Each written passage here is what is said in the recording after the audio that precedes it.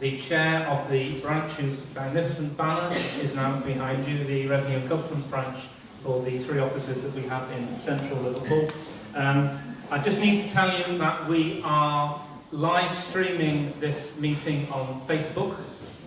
So 2 consequences of that.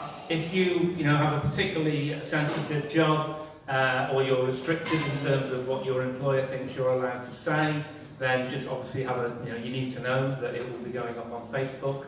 So just bear that in mind. And also, if you don't want to be seen picking your nose on the internet, then you really need to know that that's an actual possibility, because as the camera moves around and screens the meeting, then that will be the case. And so without any further ado, I'm going to introduce the General Secretary of PCS, Mark Serwotka. Give him a traditional Liverpool welcome.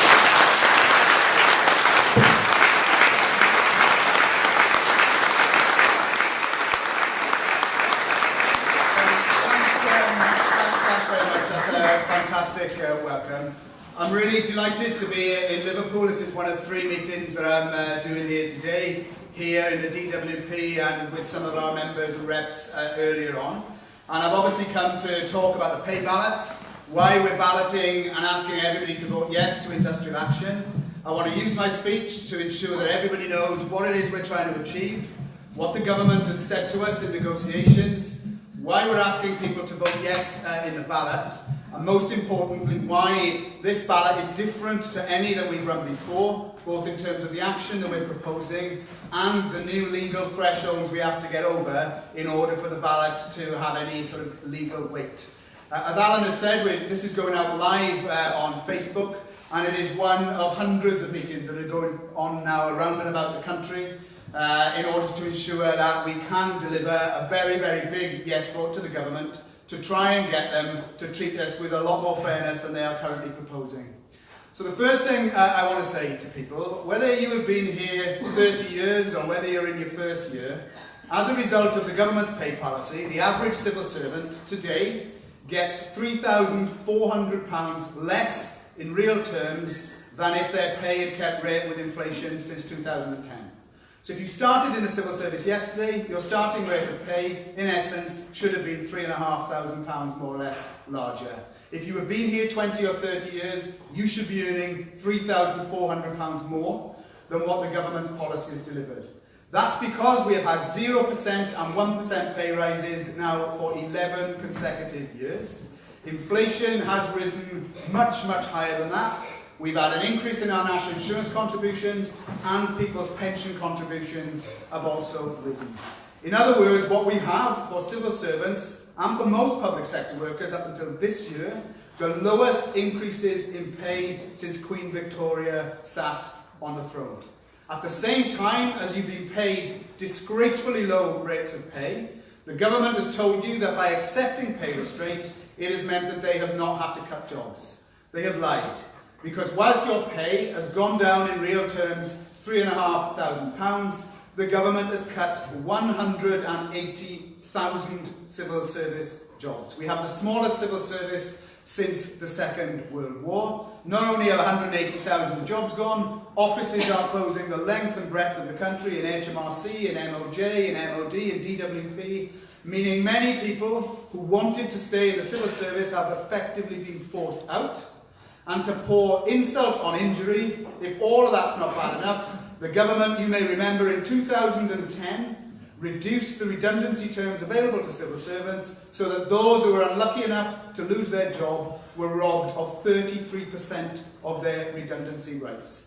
It is a script that makes it without doubt factually accurate to say the government has treated its own workforce worse than any other public sector employee has faced, and majority-wise, worse probably than any of the worst employers across the UK. It is a disgraceful record.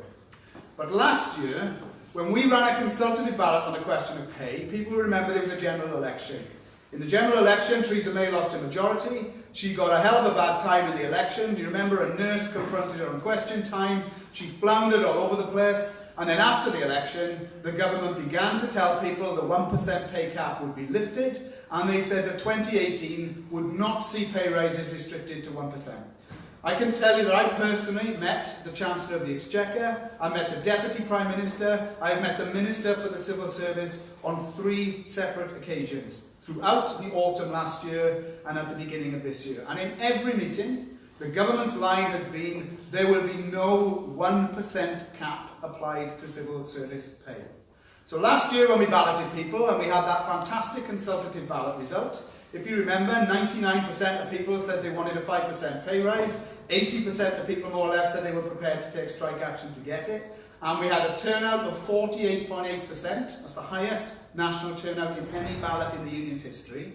We believed that the government would listen to that vote and honour the things that it had told its own staff.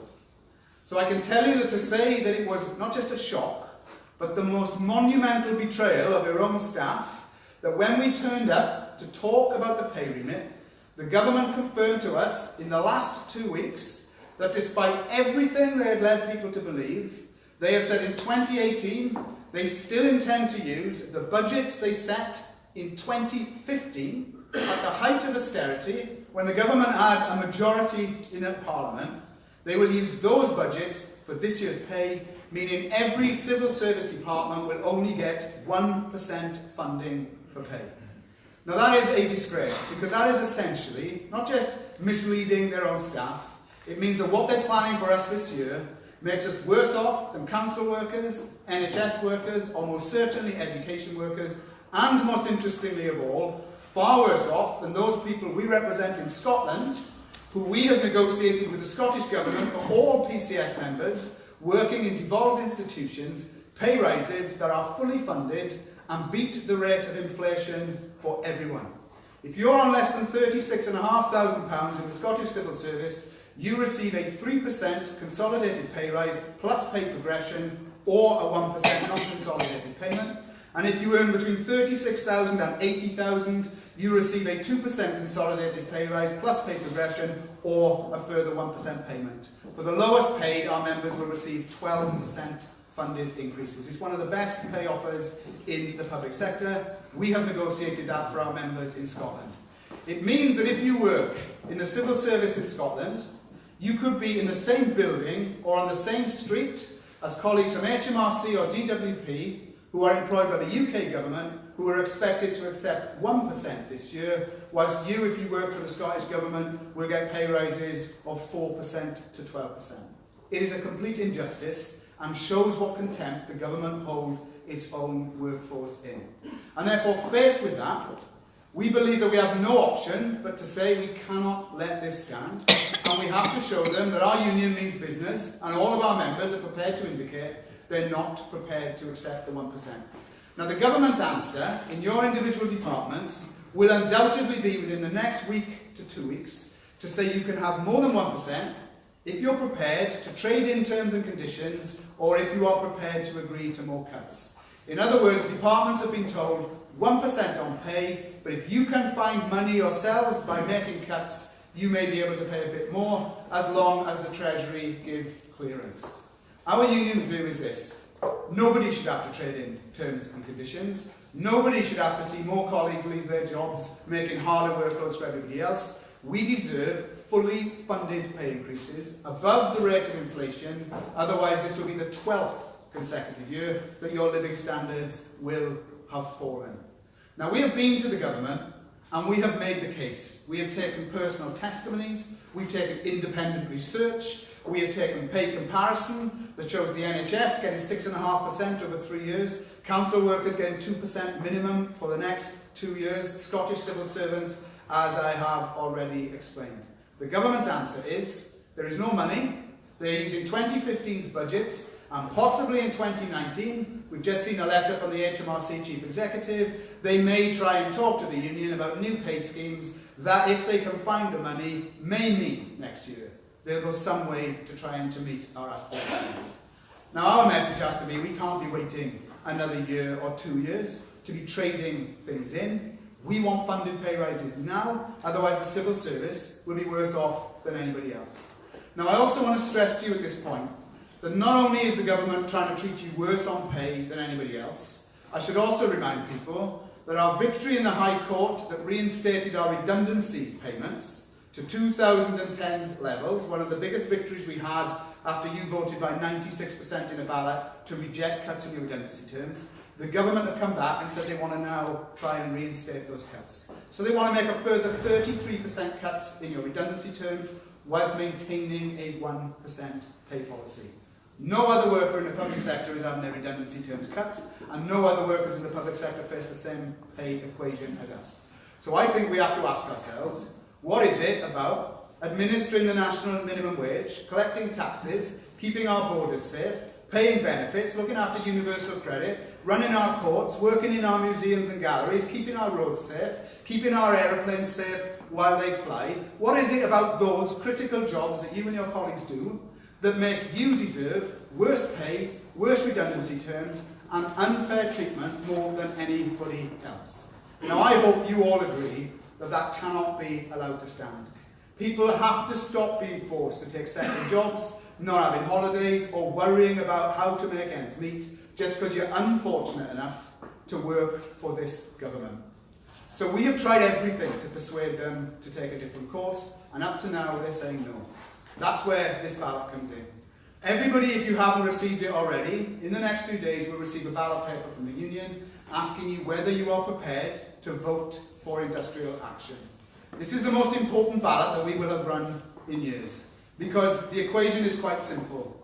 If we vote no to industrial action, then quite honestly the departments will go ahead and impose a pay rise, and that will be done, and undoubtedly they will then seek to impose cuts in your redundancy terms.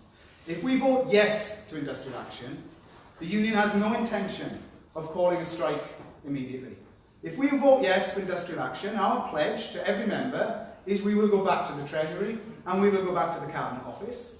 But we won't just be armed with hard luck stories and testimonies and graphs. We'll be armed with a piece of paper that will give us the legal right to call industrial action if the government doesn't take us more seriously. Now, we believe that just that vote alone is more likely to induce the government to at least think again about the way they are treating people, which is why the first thing we will do if you give us the mandate is go back for further negotiations.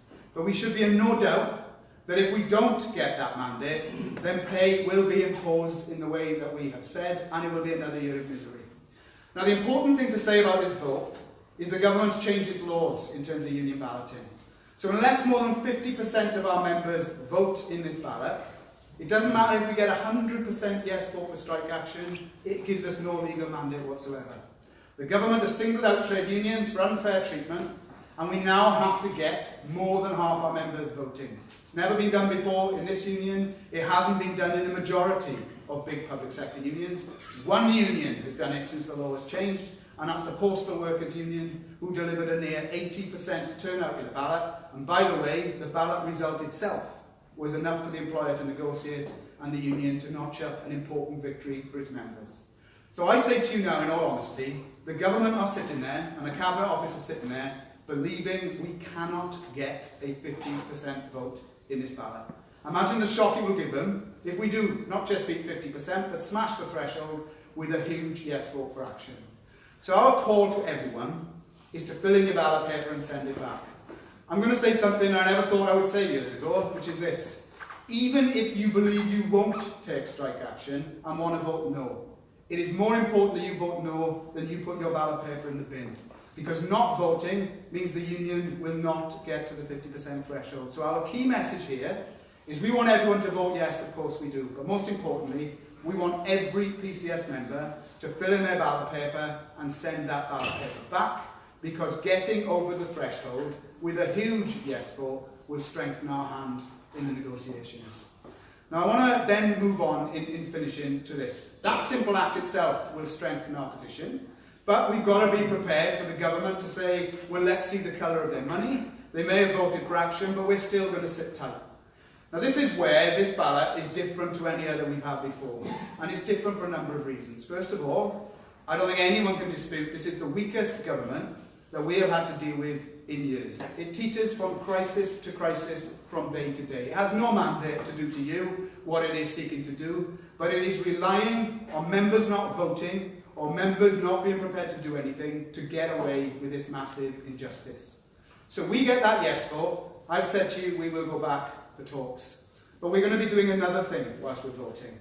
We are coming out to all of our reps in every part of the union and consulting those reps that if we get a yes vote, we have no intention of calling a one-day strike in the way that we have done in the past, where everybody comes out for a day and demonstrates the strength of feeling, but the employers wait for us to go back the next day and carry on. What we're asking people to vote for here is for sustained and targeted action designed to put massive pressure on the government that undoubtedly means we want to concentrate on the areas that will really cause the government grief.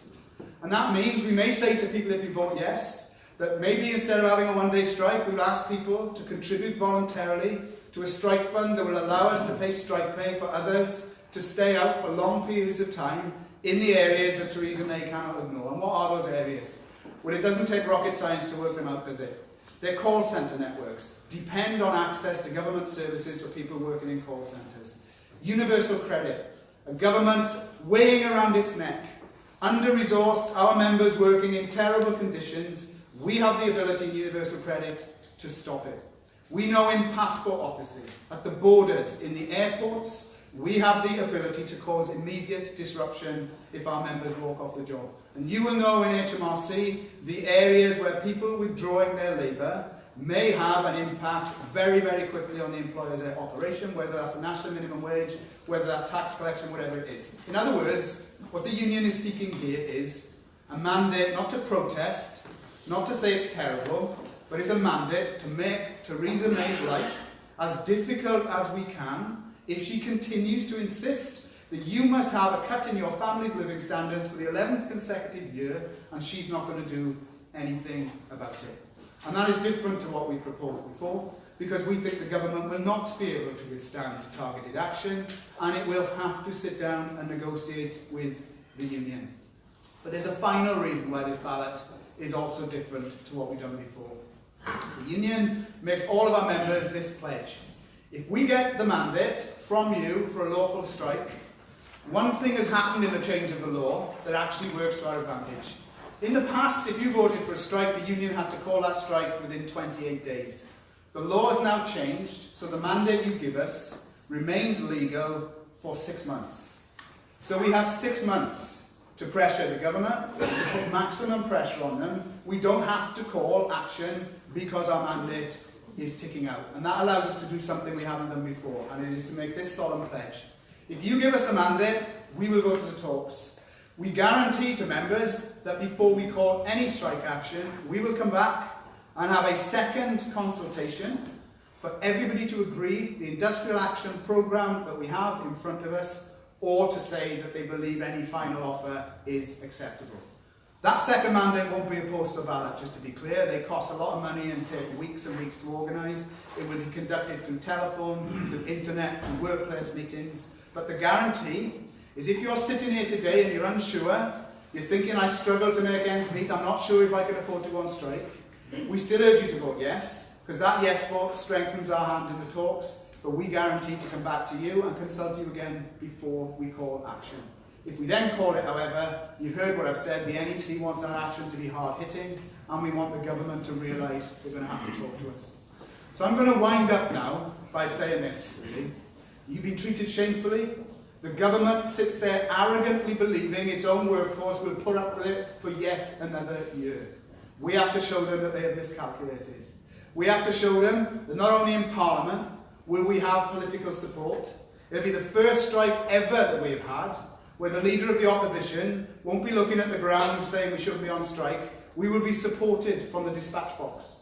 Labour have already committed, as have the SNP and other parties, to support our campaign for fair pay in the civil service. So imagine, front page headlines, our workers causing disruption, Jeremy Corbyn on the telly saying civil servants deserve a fair crack at the whip, while Theresa May sits the other end, having to justify how she can mislead you and treat you in the most deplorable way. When you add all that up, I hope you agree with me, if ever there was a vote that could deliver so much, that is worth so much, this is that vote. So I urge you to vote yes, to post your ballot back, but to go back from this room and talk to the person sitting next to you, to the person at the tea point, to the person at the vending machine, the person in the car park. If they're a union member, urge them to vote, And if they're not a union member, tell them they've got until the 13th of July to join us, to vote yes, to ensure the civil service can rightly have fair treatment for its hard-working men and women, not to be seen as that area that no matter what happens anywhere else, we put up with the same old injustices. I hope you agree. I hope you vote yes and urge your colleagues, and let's get the Treasury to put their hand in their pocket and give you the above inflation pay rise without any strings that you deserve. Thanks very much.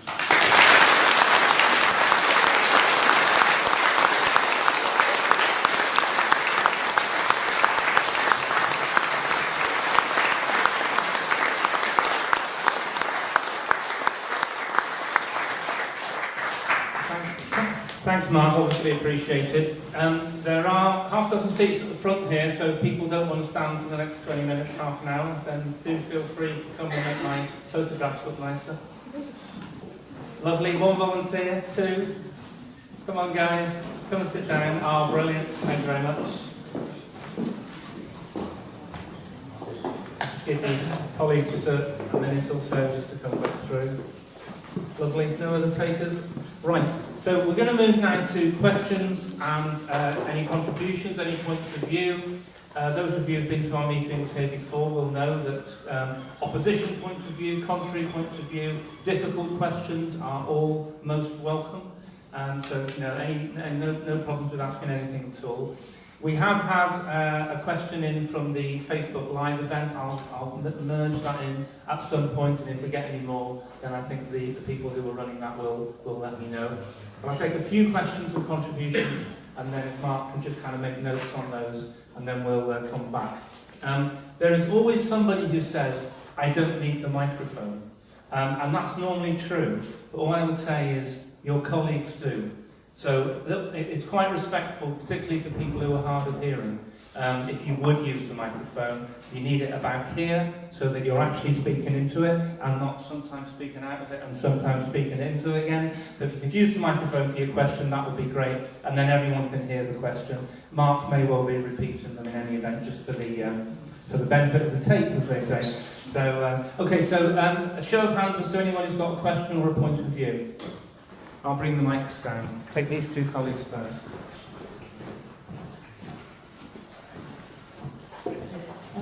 Mark, you mentioned the support that the political parties are giving the campaign.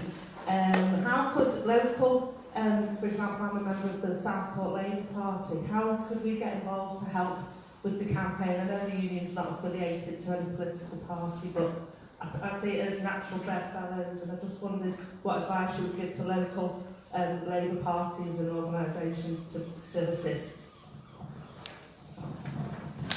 There's someone down here. Can I just say that we've previously talked about having strike levies. I think sometimes it's unpopular with people because they feel they've paid the union dues and they're reluctant to pay money further, although I think it's a brilliant idea, because if you took out asylum, you know, the press you'd get would be tremendous. But I think you've got to make sure that people are willing to pay the strike level. Next question or point? Okay. Well, I'll read this one out as well. So this is from a colleague who works for the DWP in Stoke. Question is, the employer is increasingly using fixed-term contracts to fill posts within the civil service. Mentions a possible reluctance of FTAs to get involved in campaigns because they fear it will affect their chance of a permanent post. So the question is, why should FTA members get involved in our pay campaign? How can we build the campaign to ensure that yes vote on pay impacts our campaign work for more staff in our department and the department there is DWP? So do you want to take those three first, and then if people could be thinking about anything else that they'd like to ask about or make a point on, then that would be most welcome.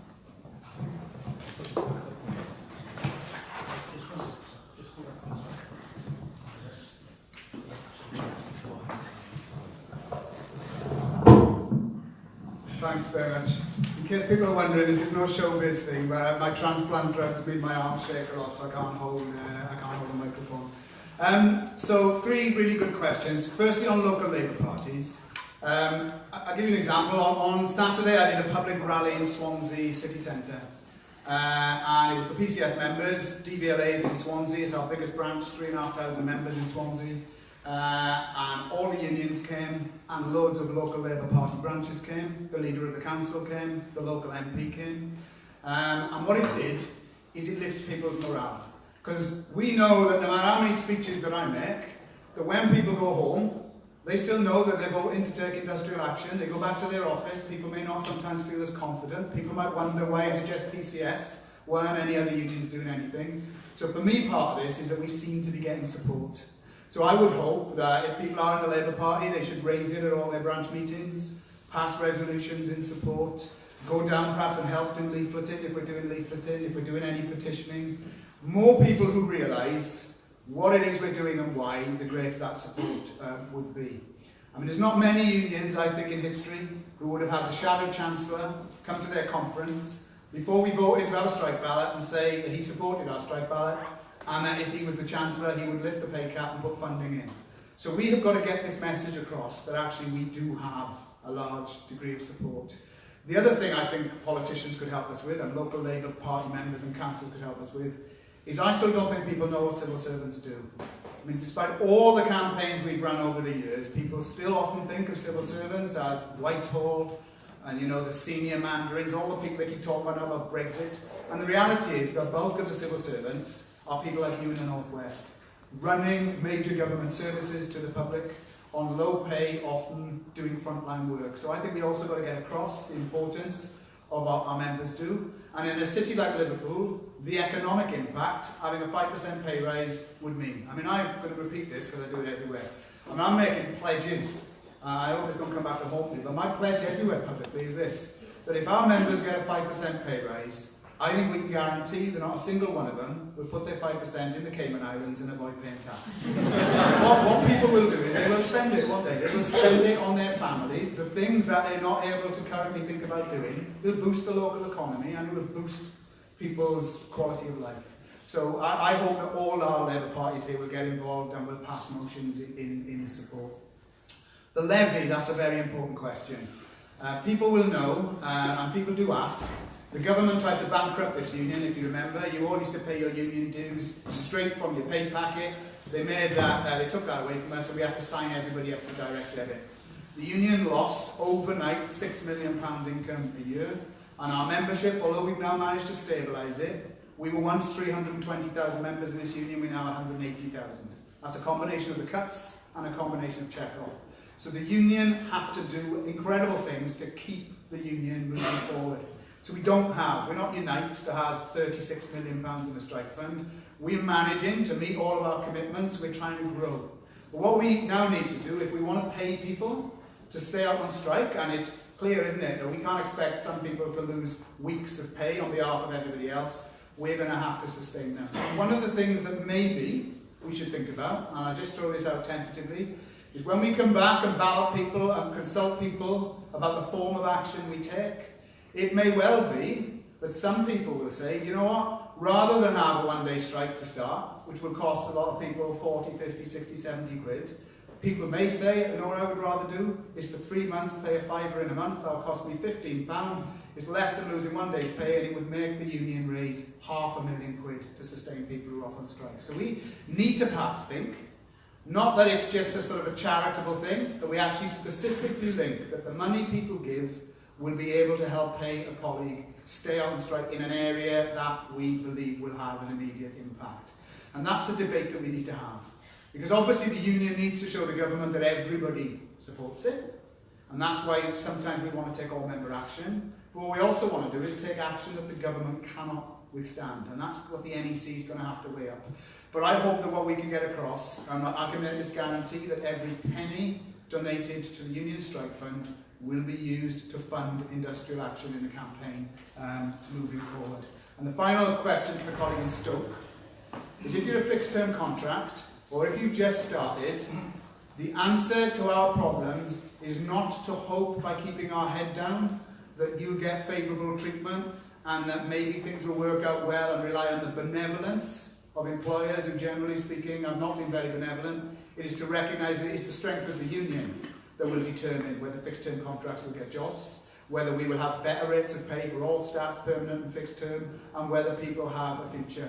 And one of the things this union has done that I'm immensely proud of in government departments is we have won thousands of permanent jobs for people who started as casuals or as fixed-term contracts. And they were won because the union pressured people and employers to take us seriously. So if you are a fixed-term contract, join the union and stand with your colleagues, because that's the best way, not just to get more pay, but to have a stronger union that can fight to get you a permanent job.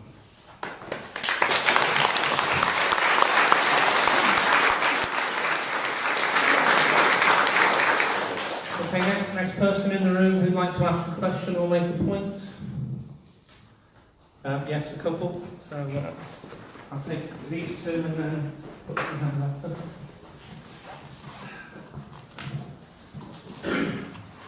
Mark, I think everybody in the room applauds what the union is trying to do, and I think we'll all be voting yes. But the maxim in all negotiations is go in high, then your settlement should be higher. If we've lost, say, between 10 and 15% over the last 6 to 8 years, why are you only going in for 5 and you're not going in for 10 or 15%?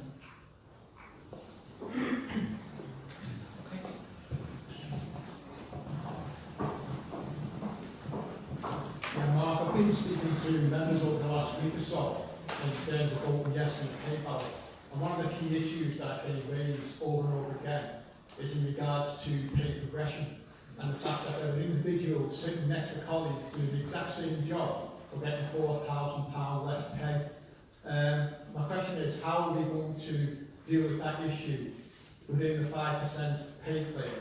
And the second part of the question is, where are we having negotiations in civil service-wide pay rather than individual departments who have the ability to kind of trade off with individual departments to affect our pay claim? Okay, any other questions in this little part of the session?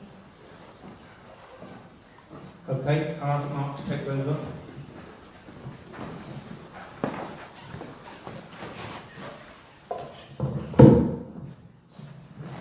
Thanks very much, and can I thank our wonderful Sanya as well for the fantastic job that she's doing.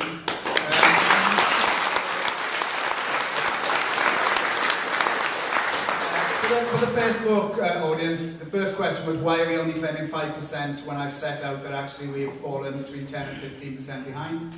There's two reasons for that. The first one is that the TUC Congress for all unions agreed that there should be a public sector-wide 5% claim submitted.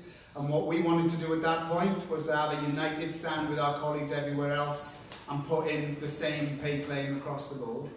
But the second reason is this is always a judgment in it. We've said in our claim that what 5% would do is it would match inflation this year and it would begin very modestly to claw back some of what people have lost. It is the beginning, it is not the end.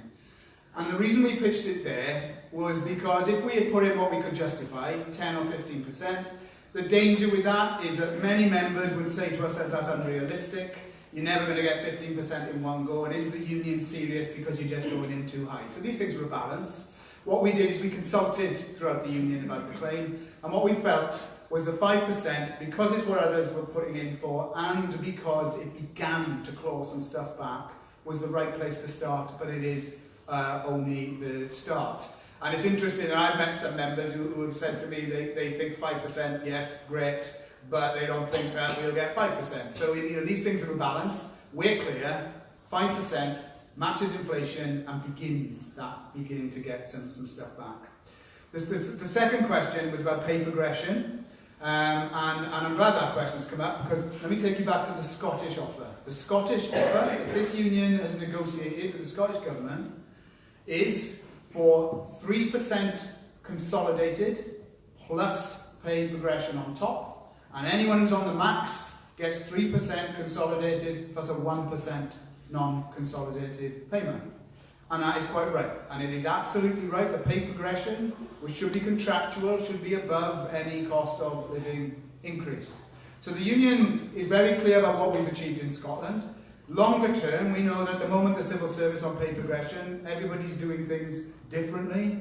We know that they always take it into account out of the little bit of money they give us, and we believe there is a negotiation that needs to be had. Either to say that what you should have is the rate for the job very, very quickly and not overly long pay scales, or you should have a short amount of pay progression. It must be contractual and it must be paid every single year.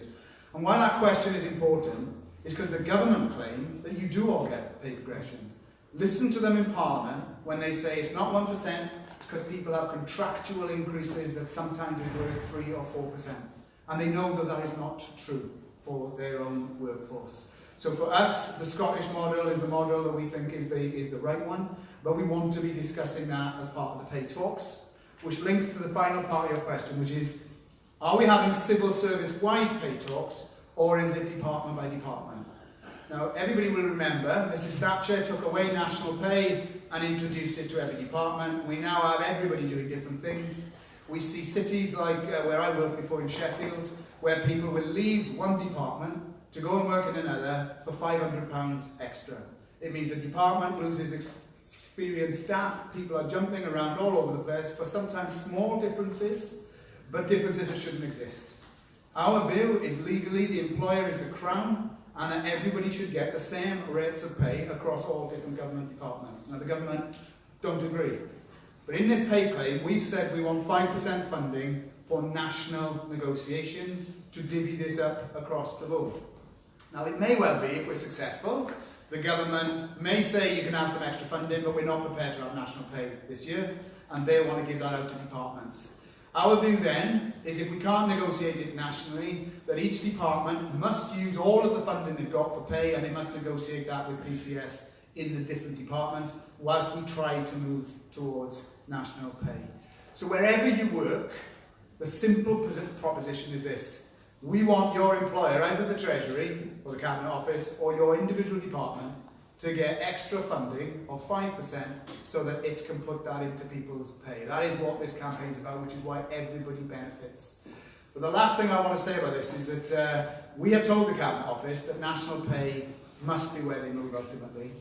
And we're very pleased to say that at last year's conference, I mentioned it before, Jeremy Corbyn came to our conference last year, and he promised that the Labour government will reintroduce national pay bargaining across the whole of the civil service in its first term. And we have made it clear that not only do we think that that is right, we've started saying to the Cabinet Office they should start preparing their thinking now for that world. Not hopefully because they will be told they have to, but because that is the way the wind is blowing, and that is what they should start getting their heads around. So, you know, we want national pay, but if we don't get it this year, we want all the money to be negotiated with the unions in each department as a fallback. And we'll see where we go when we get the ballot and we go and talk to the Treasury.